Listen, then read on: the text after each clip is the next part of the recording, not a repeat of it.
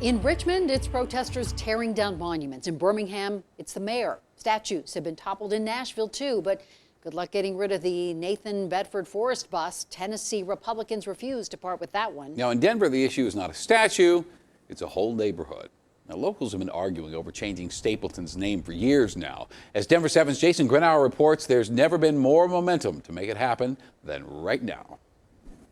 This neighborhood is called Stapleton. Newer houses, parks, schools, and open space on the land of the old airport. And it is named for Benjamin Stapleton, who was once the mayor of the city of Denver. But he also carried an ideology that was part of the Ku Klux Klan. He was an active member. He was not just a passive member. The idea of changing the name of Stapleton because of that has been around for years.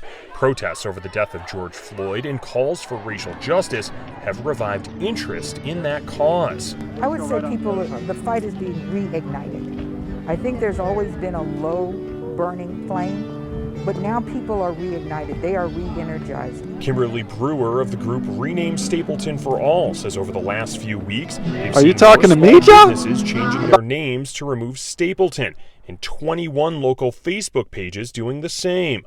The number of signatures on the group's name change petition ballooned from 500 to more than 3,000 as of Friday afternoon. People are waking up and they are decrying subtlety.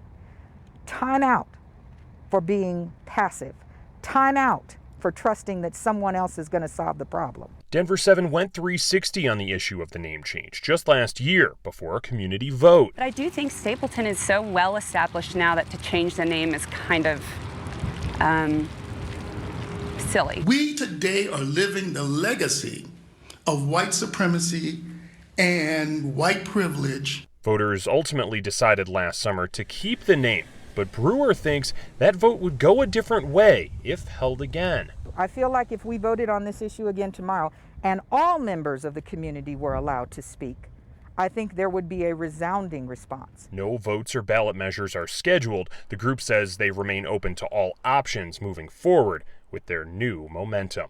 In Stapleton, I'm Jason Grenauer, Denver 7.